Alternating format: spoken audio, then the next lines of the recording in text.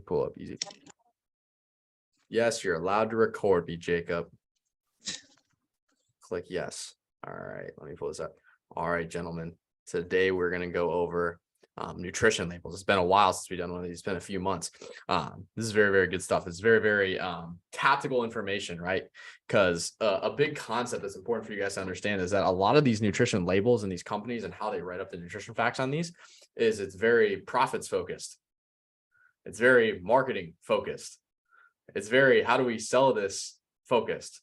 Which obviously, being a business owner, I'm a massive proponent of capitalism. Do your thing. But I'm also a proponent of consumer knowledge and consumer responsibility. And it is on the consumer to learn how to actually read these things.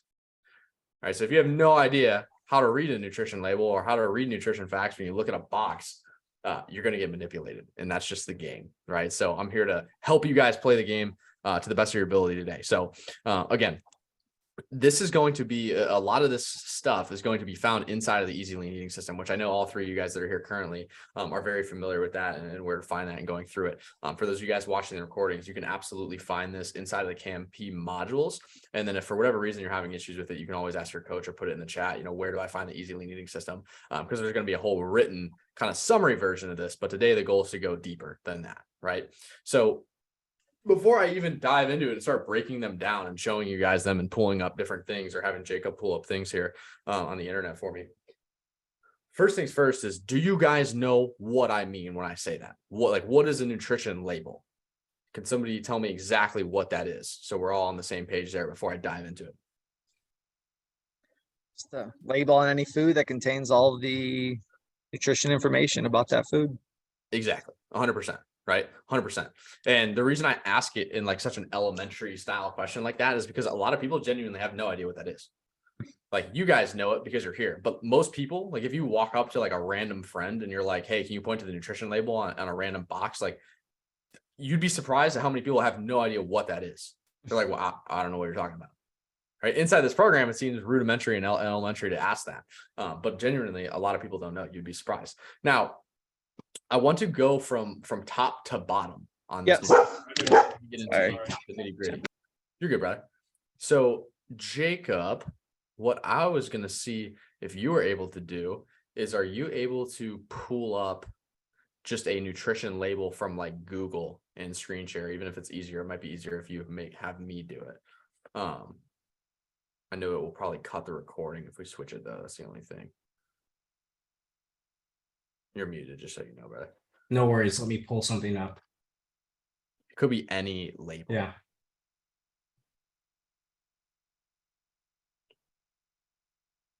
Awesome. This is awesome. This is perfect. This is actually very, very similar to the one that I have inside Easy Lean. So this is great. Might be the exact same. I was just thinking this looks so familiar. I'd say this is like this is the exact same one. So awesome. This is perfect. And so there's kind of important things to know, right? You have this whole label here. Now, the first thing that you want to look at when you're looking at a nutrition label is the very, very top, right? Like, you're going to go top to bottom on these things, right? It's literally, you have to determine the servings in the container and then the actual serving size. Because a lot of times where this is sneaky is they're able to put in types of marketing that's like, hey, only 500 calories per box or something, or per thing. And they'll skew the numbers, right? Because they are very well aware that if they're selling something that's maybe low calorie or low fat, they need to actually speak to that person that's looking to buy something that's low calorie or low fat. So they're going to actually skew those numbers to fit that. And where you find out the sneaky stuff is this, right? This is where you actually get into the weeds. And those of you guys that are tracking calories, some of you probably had some eye-opening moments when you first started tracking them where you're like, oh yeah, I just have a handful of XYZ or a handful of almonds. It's not that much. And then you actually look at the serving information on an almond, and it's like 6 almonds is like 300 calories or something crazy, right? And you're like, oh, I just had a handful. It's not a big deal. And then you actually realize what goes into each serving. So the very, very most fundamental thing to understand is the serving information. Right? Because all of the calorie and macronutrient information that you get from that is in reference to just one serving, not the entire package.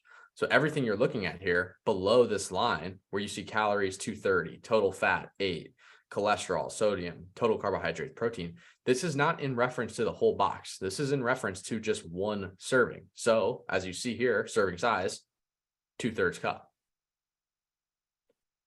So that is why it's so important to just look at the top line straight away, because you will quickly find out what is this in reference to. This is only referencing, every number you see here is referencing 2/3 a cup of whatever this thing is.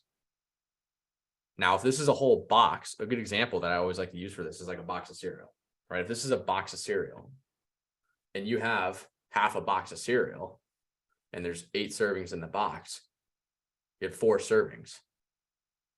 So if you were to determine the actual calories you got from this, you would literally have to do everything that you see here times 4. It could be 4 servings.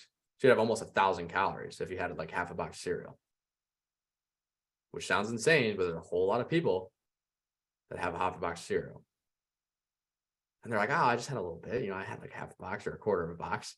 And then you go and you look at the label and you're like, holy shit, I had 500 to 1,000 calories. Boom, like that with no protein. Right, so it's very, very important to understand that. Is this making sense so far? The chain of going down this line from top to bottom, is this all clicking? Does anybody have questions on numbers and how to read this?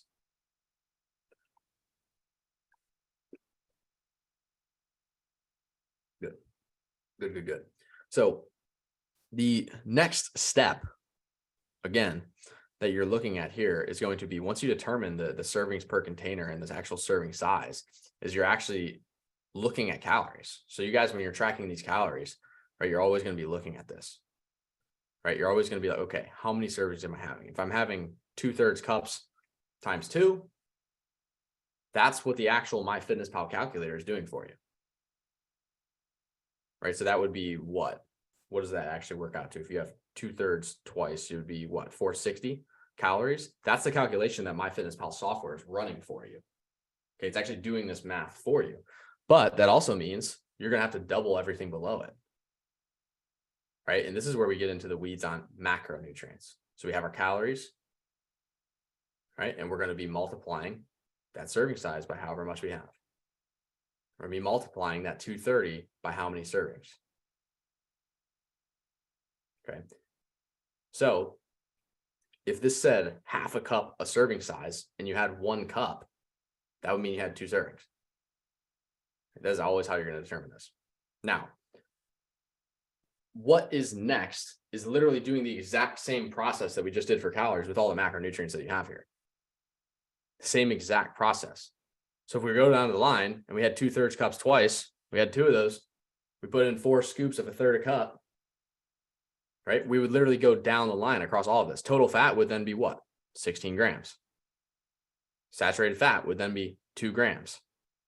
Sodium would then be 320 milligrams. Carbohydrates be 74 grams, right? You guys get this line by line, you're doubling it all if you have 2 of those servings. Right? What are some foods that for you guys, once you've gotten into the calorie tracking game, for you guys that are here, I know you guys all have experience with it at some point, and it's great that Johnny's here. I don't know if he's going to be able to participate too much. I know he's working, but he was somebody that was trying to gain weight, so it's going to be interesting to hear his perspective too. But what are some instances of food that you guys have had in your personal life where you were like, holy crap, there's way more in this than I thought, or 1 serving size was way smaller than I thought? What are some examples of foods that you guys have ran into this with? Croissants. Definitely the Yep. Croissants. Johnny, what were you about to say, brother? definitely like my meats. Mm-hmm. Definitely my meat, like how much protein is actually in like a pound of steak or 8 ounces of steak. All different kinds of pork, my bacon, learning how much is actually in there and how much I needed to intake was insane. Like I couldn't grasp it at first. I'm like, you're telling me I need to eat this much, or I only need to eat that much meat to gain my daily goal? Like it was really helpful to understand how these nutrition labels are need to correctly be read instead of being misunderstood. 100%. And I'm glad you brought up meats, because something that I always talk about here, and I've talked about it over the past few weeks here as we've kind of progressed through these systems, is using that rough estimate as 1 pound of meat is roughly 100 grams of protein. And I've always prefaced that with like, you have to understand that this is very, very rough. Like this is a very, very rough estimate, right? Because if I go pull a pound of ground pork out of my fridge, it's going to say like 88 grams. That's a very, very rough estimate. And the only way to know is to actually read these things. Right? And even when you're reading them, the thing that you guys must understand as well is these can be up to 20% wrong. That is what they're allowed. So you have to always be aware of the fact that sometimes these are going to be skewed. Right? That is why when we give you guys a calorie number, we coincide it with make sure you weigh yourself every single day. Because at the end of the day, the only way to know for sure is to watch that scale. We can think you're in a deficit, but if that scale is not dropping, we aren't in a deficit. Or at least we aren't in as drastic of one as we thought we were. And we need to adjust. Right? Because these can be wrong. So meat is a good example that I'm glad you brought up, Johnny, because that's eye-opening for people. They're like, I had a 16-ounce ribeye, and that had a whole lot more calories than a 16-ounce strip, or than 95 lean ground beef. Right? Like those are all going to be different calorie numbers and different protein and fat numbers. They're all going to be different. Right? So this is very, very important. What else? What are some other examples of things that you guys have consumed personally as you've gone through this that you've been like, whoa, this is eye-opening? Yeah, definitely you already mentioned it, but nuts was a big Yeah, one. nut- Like even before I really started focusing on like everything I was eating, and I was just, kind of casually trying to watch what I eat. It's like, okay, I'm not going to have a, that whatever snack. I'm going to grab a handful of almonds. And yeah, like you said, it's, 300-400 calories for a handful of almonds. So Nuts is crazy. Nuts is crazy. Yeah. I'm gonna grab. I have some in my pantry. Hold on. Trail mix is a sneaky one too, right? Like Yeah. everyone thinks trail mix is like the best snack. right. Take it with Yeah. you on hikes and stuff. It's like, oh, I actually just had like 600 calories. Thanks M&Ms. So, Yeah, but if you're on a hike, like a strenuous hike, then maybe that's that's okay, fine. But if you're at it's home like- just eating that's a trail mix problem, every yeah. day, it's like, Yep. yeah, it's a killer. Cashews is what gets me, man. Cashews are my favorite, and they're super high in Oh fat. yeah, that's me too. I'm Yeah. Oh yeah.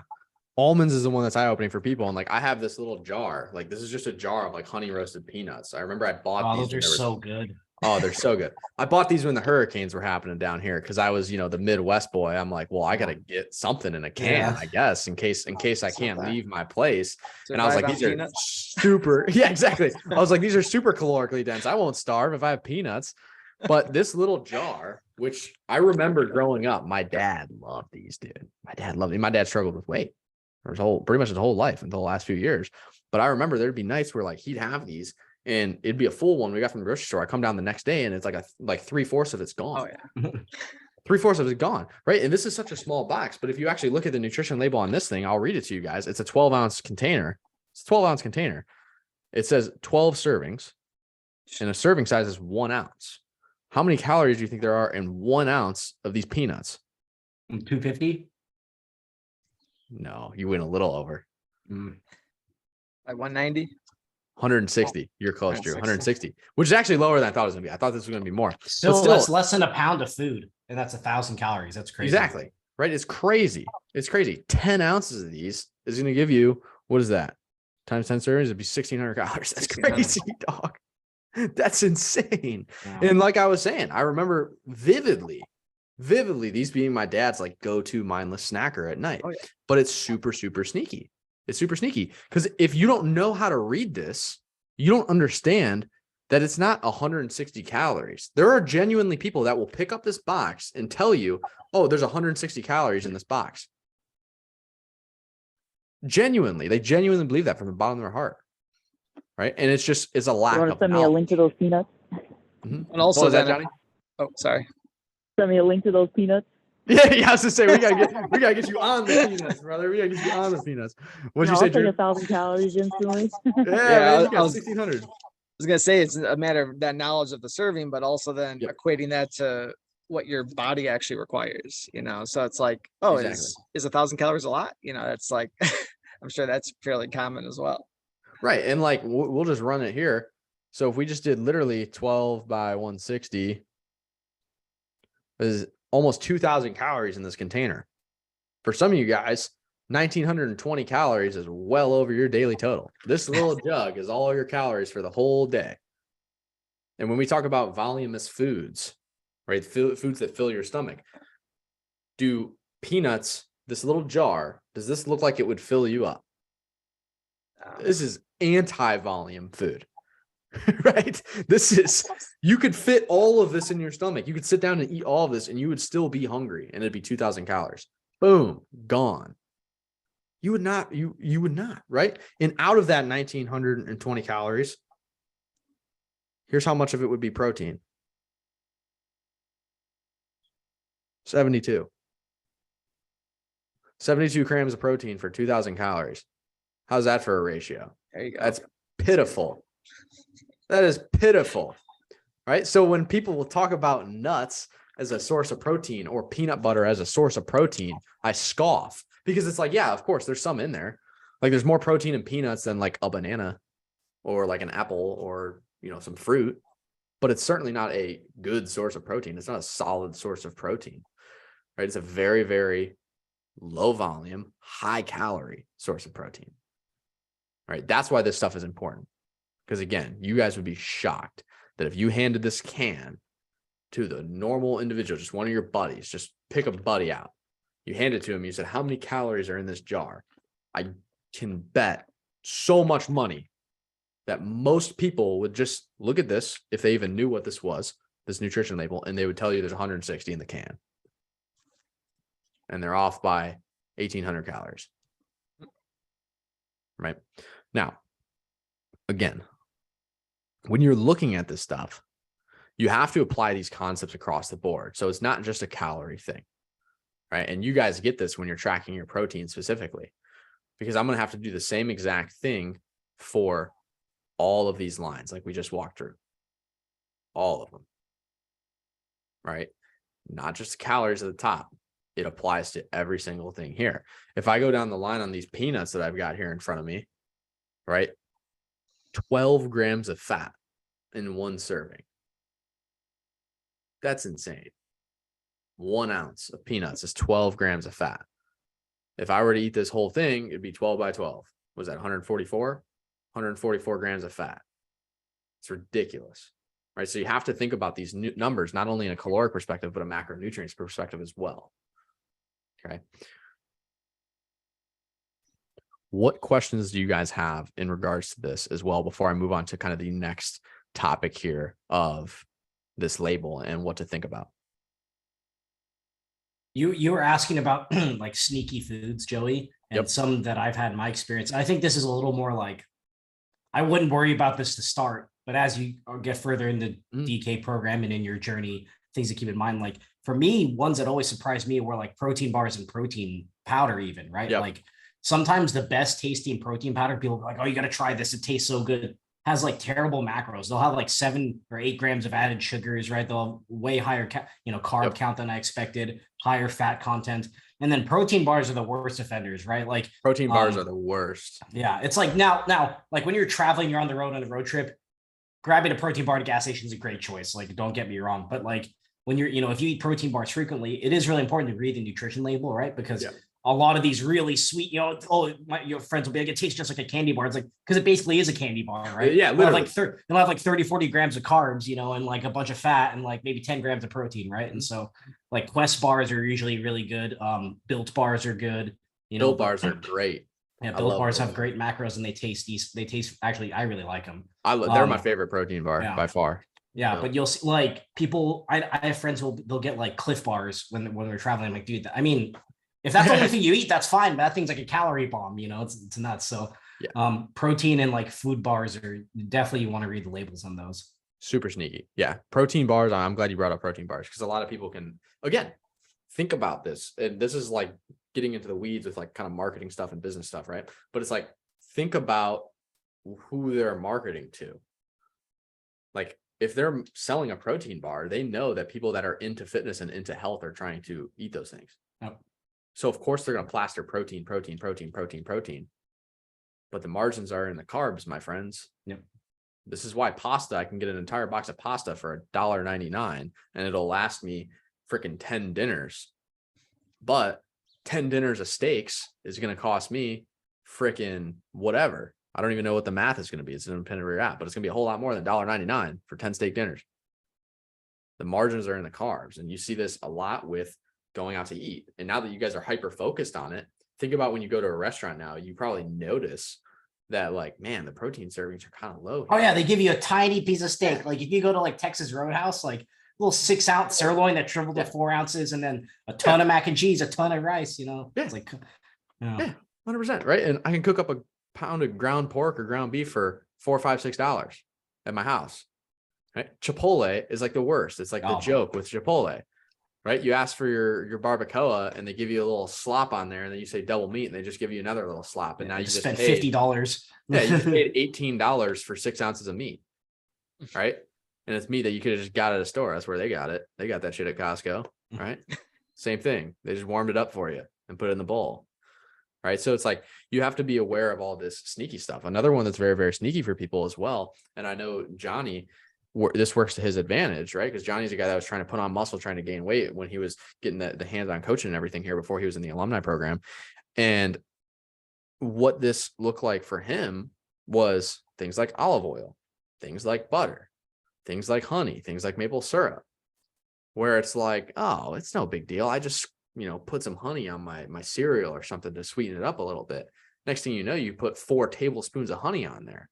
4 tablespoons of honey is like 300 calories. It's literally like a whole, it's like a cheeseburger patty. You could have gotten 30 grams of protein. Instead, you got 300 calories of straight carbohydrates. And it's just an accident, right? It's nothing that you didn't mean any ill intention with it. You literally just didn't know. So liquid is another one that's very, very sneaky. Now, again, if you're trying to lose weight, that's damaging. If you're trying to gain weight, leverage the shit out of the sneaky stuff. Me and Johnny had talks where I was like, bro, literally scoop a tablespoon of olive oil in your mouth before you work out, during your workout, and after your workout, and also throw some honey in everything that you eat, and you're going to sneak in 1,500 calories a day. Yeah, literally. So one quick little tip, guys. So again, I'm coming from trying to gain the weight. I know most people are trying to lose it. So I had my normal bagel, right? But with doing all these extra tricks of throwing in the honey, some of that protein, peanut butter powder, and all this extra stuff, my bagel turned into a 980 calorie breakfast, just like that alone. Yeah.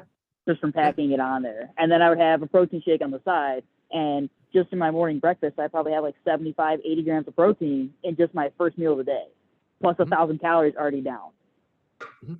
And it's just stacking on everything. And then it was a little disgusting, but I would just do 4 tablespoons of olive oil, just right out of the bottle, just take a shot of it, just to pack on the extra things, just slithering all these little secret calories. It made a huge difference. And then all of a sudden, I was hitting my calories midway through my entire day. And I'm like, oh, sweet. Now I can put in even more. Yeah, 100%. Right. And a lot of people, it's funny because for you, it's working in your advantage. And for a lot of people that don't know these things, it's destroying them. It's destroying them because they have no idea. And this is why, again, I don't track calories. Jack doesn't track calories. Gabe doesn't. Jacob, you might be right now because I know you're deep in the powerlifting stuff. You might be doing it. You might not. Alex and Chris. I just track protein. I'll be real. Yeah. I just make sure I hit my protein goal. Yeah, I just make sure I hit my protein goal, but I don't even track it. I just know, I'm like, dude, I had a pound of ground beef for breakfast and I had a freaking triple cheeseburger. I'm like, I'm at my protein because of all the cheese, and I had a bowl of Greek yogurt. I know I'm at it, but I don't track the calories. And the ultimate goal for everybody here is to get you to the point where you don't have to. That is the goal. That is the end goal, because that is real life. We are not naive enough to think that you guys are going to come in and scan a nutrition label into MyFitnessPal for the rest of your existence. That's just not real. So the goal is, yes, get you to a point where you don't need to worry about the calories. However, big however, let's take it back. You have to know. You have to get awareness about what is actually in the stuff that you're eating. And a lot of that awareness is going to come from sitting there with a food scale and weighing out 8 ounces of whatever it is you're eating and going and having MyFitnessPal do the math for you, where it's 8 ounces was actually 4 servings of this thing. Holy shit. I wasn't having 150 calories. I was having 600. Holy shit. Those holy shit moments, those come to Jesus moments with calories do not happen until you bust out the scale and plug in the numbers. That's why I'm such a huge proponent of it. Anybody that's just getting started, I think you have to. And you might only have to for 2 or 3 months. That's what most of you guys roll right into automatic abs after your initial 3-month program and you're rolling, right? That's pretty much what happens for most people. I know some people like tracking and they'll do it for a while, but I promise you they're not going to track forever. They'll get bored of it. Everybody does at some point. Everybody does, right? Now, only way to be able to do this, the only way to get to that point is to have knowledge of things like this right in front of your screen, is understanding it so you know how numbers are being manipulated to sell you something. Because guess what? Food is a business. It is absolutely business. It is skewed. It is capitalism. Margins are in the carbs. This is why when you go out to eat, they don't give you big slabs of meat. They give you big slabs of potatoes and pasta and rice, because it literally costs less money. It makes them more money. So this is consumer responsibility. They're doing what they got to do to make their money. They're doing what they got to do to feed their families and feed their employees' families and do that. And it's okay. I hold nothing against them. It is absolutely consumer responsibility to be able to go in and tactically look at these things and know what's going on. Okay. That's why that's such a big deal. Now, sorry for my little rant there. Anyways, the next thing I want to talk about is these percentages. So can anybody give me a wild guess on what these percentages are and what they mean? Daily values, 10%, 5%, 0% on this right-hand side below the 230. Of the daily recommended intake, right? Absolutely. That is the percent of the recommended intake. So let's use added sugars, for example. Super easy math. Includes 10 grams of added sugar. They're saying that's 10% of your daily value. So multiply that by 5. That would mean 50 grams of added sugar is your recommended daily value. Okay. I'm not going to go down the sugar wormhole today. We can save that for a whole other, that could be a whole other freaking call. Right. But that is the simple math that this is doing. Again, step back, take a step back, understand where these numbers come from, right? How do they get this? Does anybody know how they land on this in like what the actual numbers are that they're like getting this percentage on? Because we know damn well that everybody has a different calorie need every single day. So do you guys know Just where they're like- landing this from? It's like FDA guidelines, right? It's just in Mhm. regards to percentage of value. Is that what you're asking? Yep. Do you know like what specifically they pull that from? Because it's telling you a percentage, and I'll give you a hint. At the bottom, the footnote, it actually tells you, but most people just don't read that bottom of the nutrition label. Oh, okay, gotcha. 1,000 calories a day. So this is based on a 2,000 calorie diet. So this daily value, it's just based on an average. They just have an aggregate number. They're just like, oh, 2,000 calories. That's about average what most people need. We're just going to slap that on there. So if you were, for example, just for easy math again, if you were somebody that needed 4,000 calories, which Mr. Johnny Ellis, I had him eating 4,000 calories. Okay. His would be double all this. This would all be doubled. So these percentages would all get cut in half for him if he had a 4,000 calorie diet.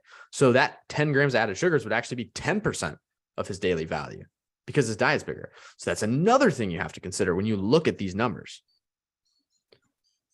Right? That's why this stuff gets so sticky.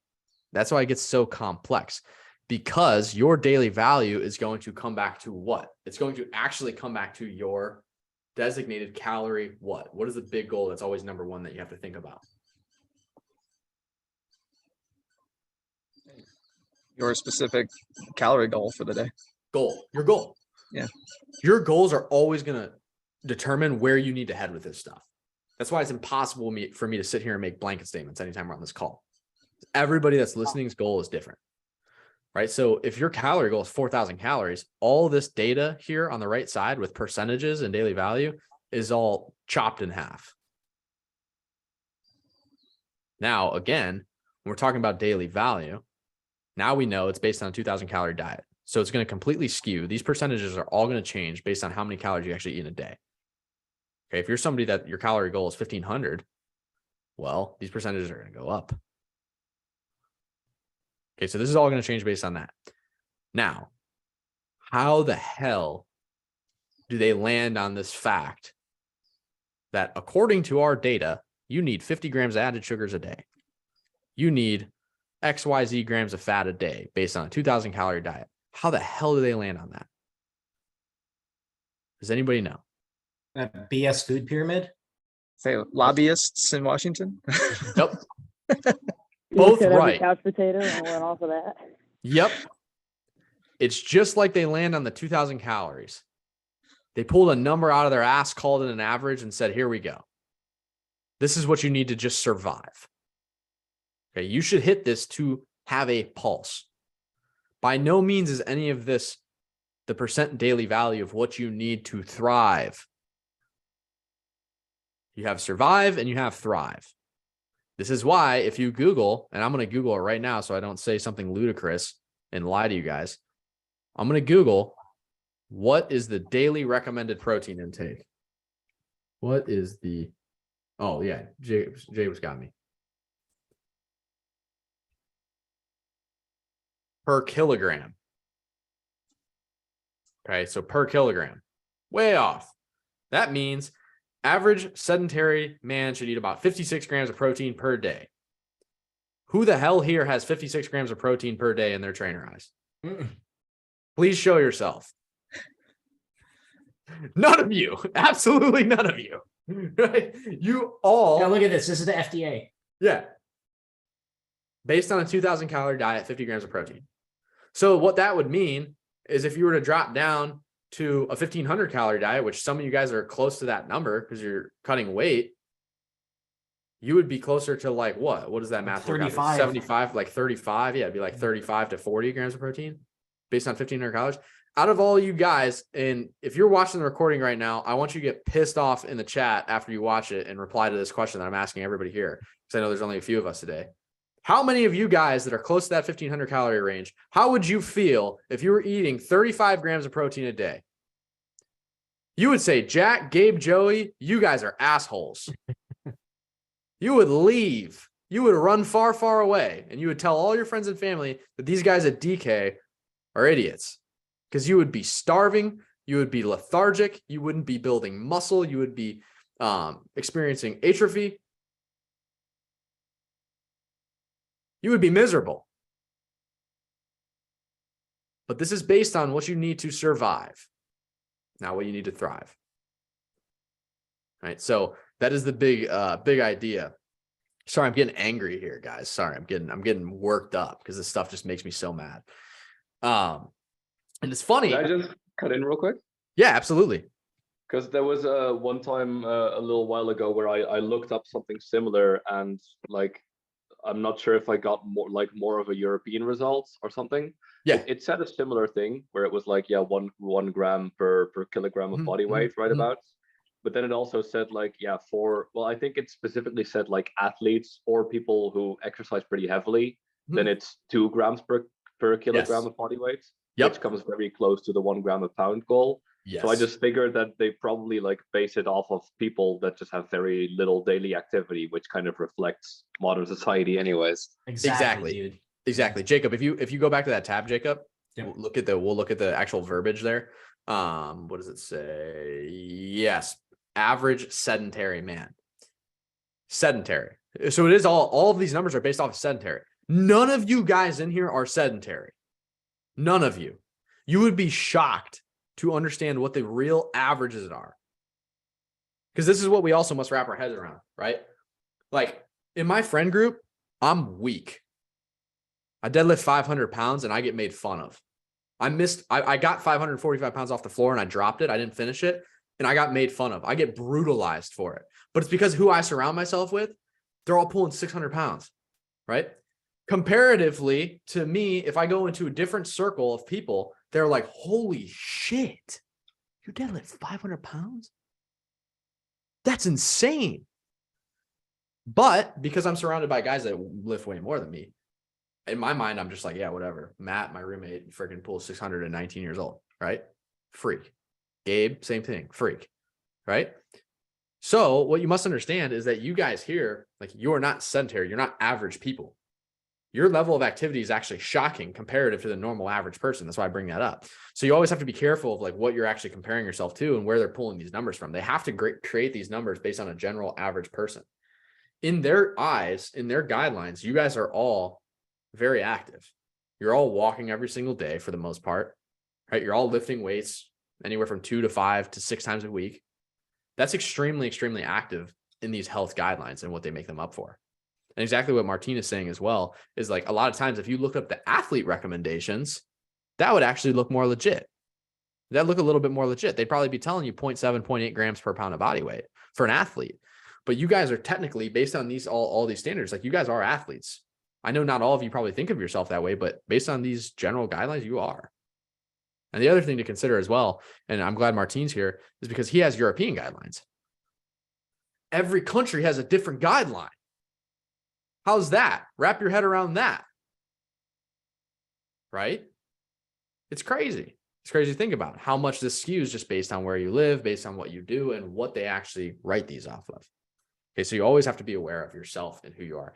That is why crunching all of these freaking numbers all the time is so nuanced, right? That's why on my timeline, you've seen me recommend 10K steps, 8K steps, 7K steps, because the number, it's kind of whatever. It's really just based on you and your goals.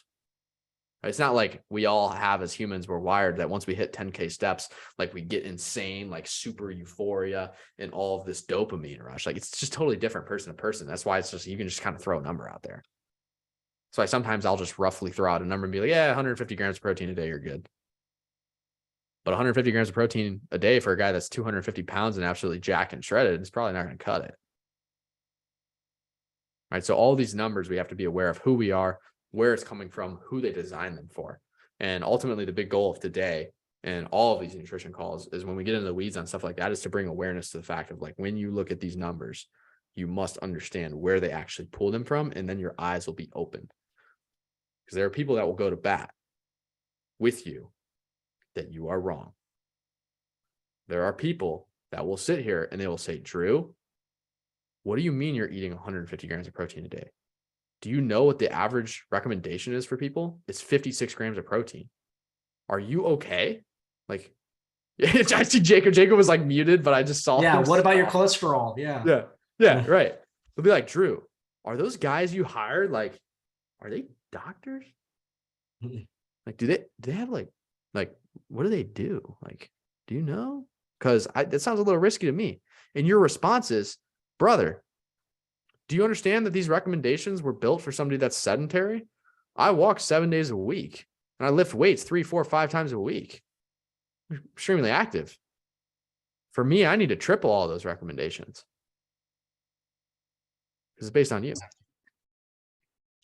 So my kind of to that point, my aunt was in town. She was older. She's a dietitian, and she went to school, I think, 70s or something like that. And she noticed, lost some weight. I told her, she's like, oh, when did you start? And I told her, she's like, oh, yeah, that's not very healthy that you're losing it that fast. Right. And I'm like, no. I just kind of let her talk and move on. I'm not gonna go back and forth with her, but it's just kind of funny though that it's kind of the culture where it's like, oh, you can't do too well, Yeah.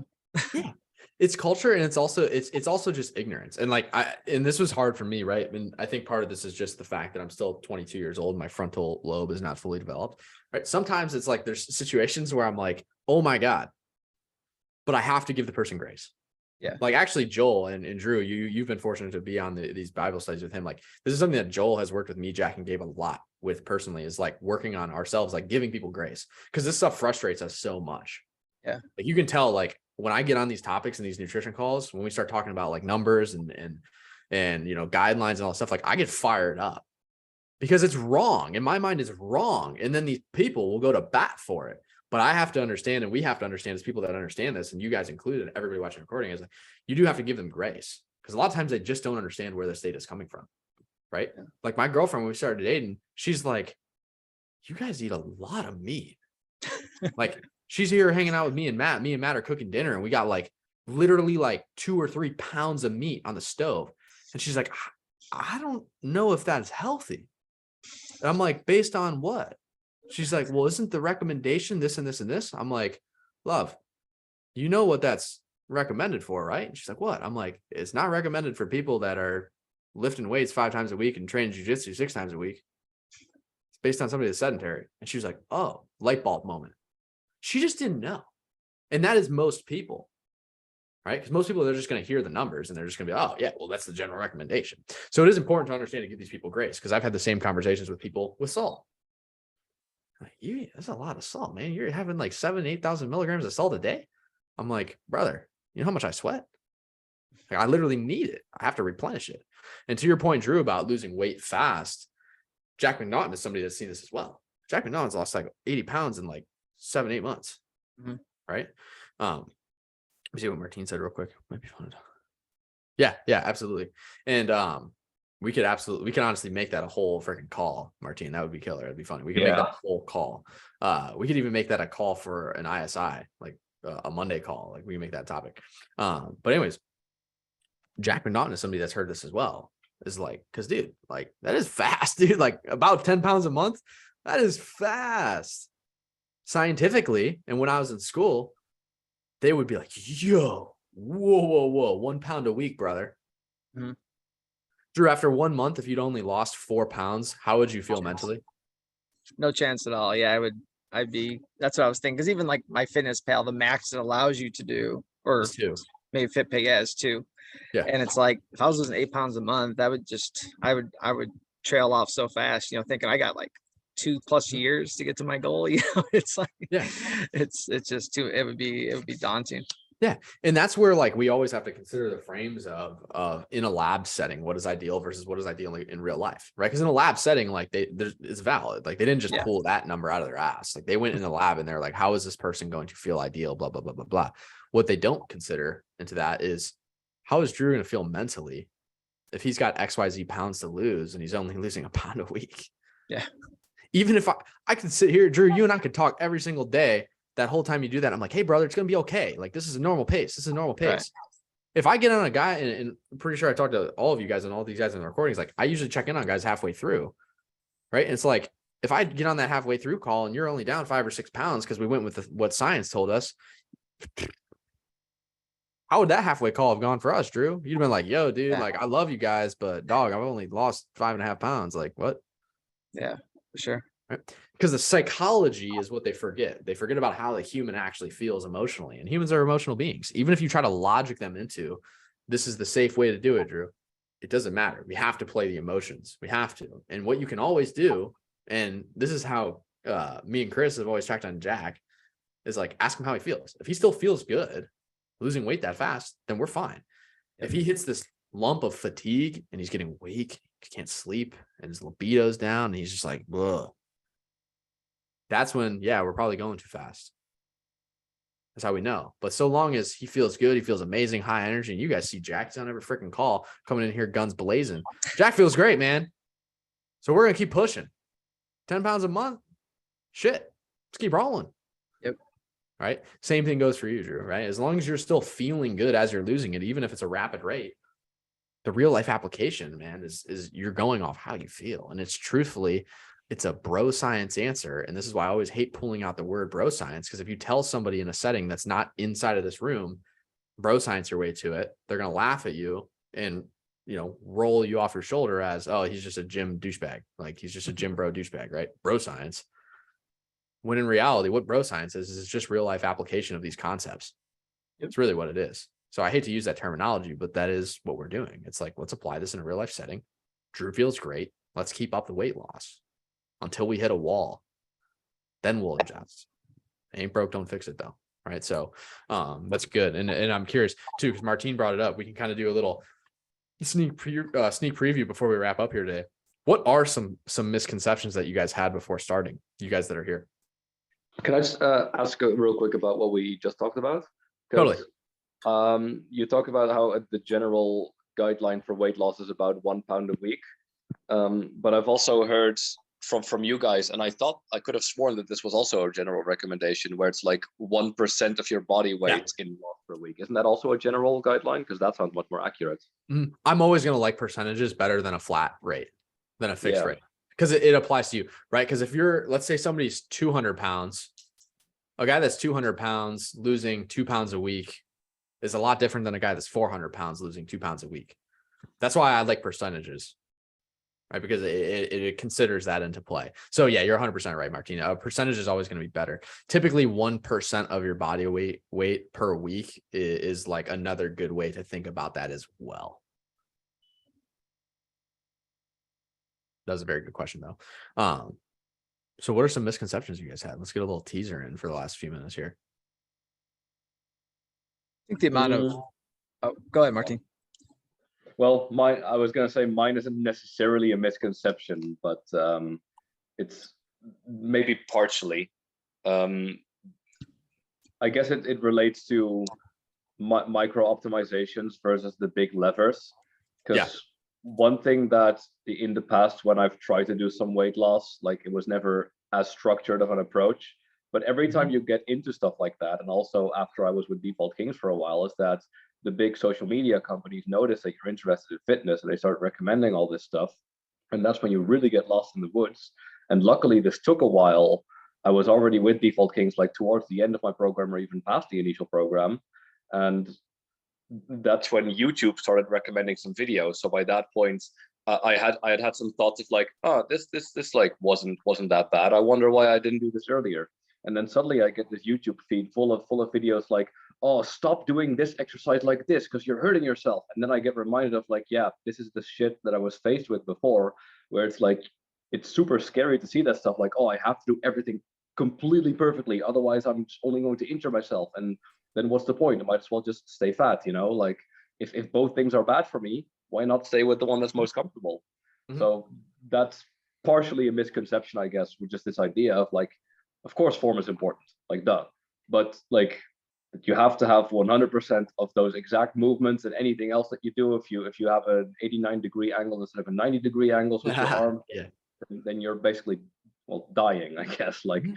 that's something that was really important for me, to just focus on doing the workouts and not Yeah. focusing on that perfection. Doing something is always better than doing nothing, right? Like that is like Yeah. a good concept for everything. Like my deadlift has form work that could be done, right? Jacob pulls 600 pounds, but I guarantee you, Jacob's sitting there crunching numbers and watching film on himself deadlift. And he's like, damn, my hips kicked.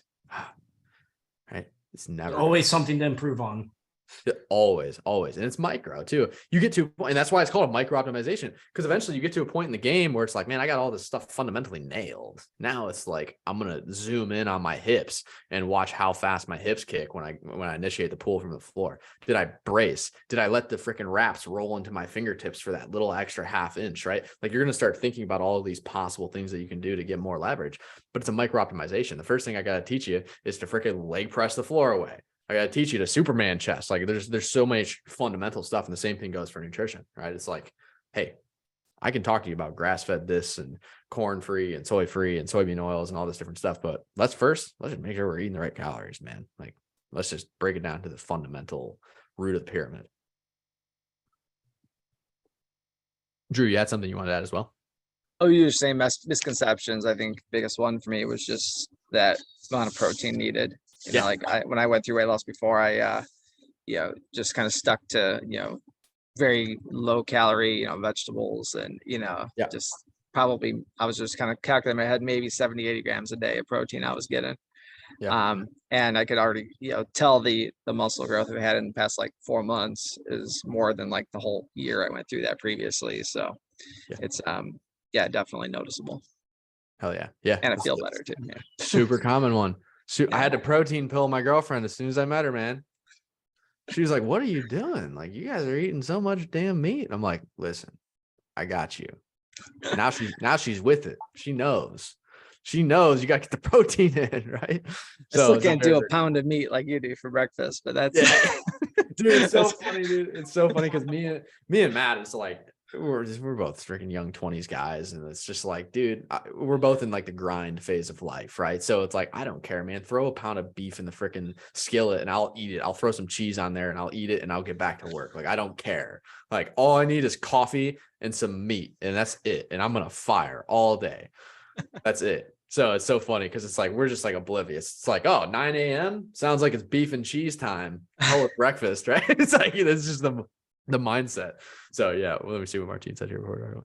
Protein shake shirt. Yeah, 100%, right? 100%, and that's a common one as well, right? People think that you have to do one or the other. You have to gain muscle or lose fat, and a lot of times what's happening is they're mixing up the words, right? They think muscle growth and weight gain are the same thing. They think fat loss and weight loss are the same thing, right? Like, I'm trying to maintain my weight but lose fat.